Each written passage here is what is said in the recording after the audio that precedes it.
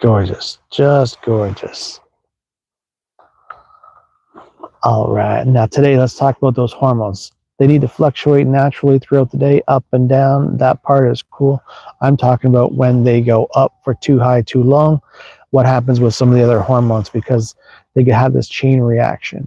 For instance, let's talk about your testosterone. When testosterone comes up, maybe you're in the middle of weight training, stuff like that, or you've just finished a weight training session, and then you go ahead and hit cardio. Well, then when you do that, you start driving down your testosterone and increasing your estrogen because your body's got to fluctuate in order to what demands are on it. So you're going to want to not do them so close together, have them separate. When I was doing my triathlon training, I'd always have several hours in between both types so that my body has a chance to adapt, which also helps with your recovery and your performance. When you look at something like cortisol, your anti-stress hormone, if that's up too high for too long, then it's like battery acid in your system, in your body says, we need to do something about that. So what are we going to do? We're going to increase your insulin levels to help clear the pathway, help clear the way out of the bloodstream. When you do that, then you can bring those cortisol levels back down to normal range.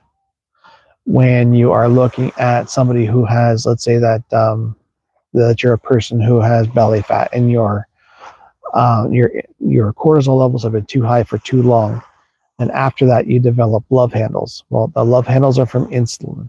So your insulin has been put out for way too many times when it comes to helping out with the excess cortisol. Now, when it comes to your testosterone and estrogen, your estrogen needs to be at a certain level at any particular time of day, which could fluctuate. But certain foods will actually have a negative effect on your estrogen. But more importantly, so does plastic. So whether you're drinking out of plastic water bottles using plastic straws, and we're ingesting some of those plastics, and they start off, just ingesting a little bit, like micrograms. In fact, back in the 70s, scientists were measuring plastics in people's stomachs in the micrograms. So real tiny, tiny, tiny, tiny stuff. But then 20 years later, it grew so much and so rampant that they were measuring plastics in people's stomachs in grams, 1,000 times worse.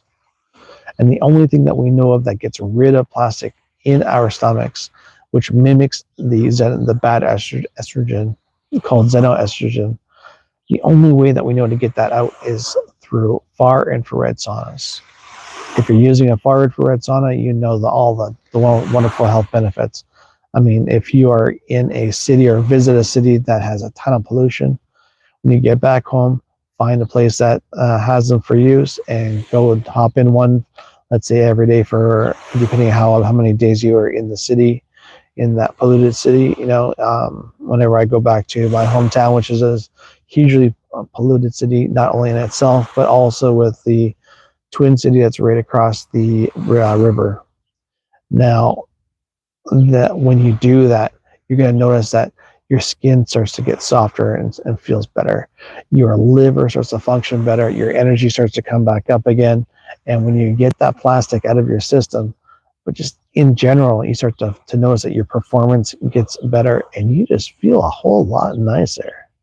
All right, let's get one more shot of this beautiful sunshine again at Seafront here. And hey, you have yourself a wonderful day, and I'll talk to you tomorrow.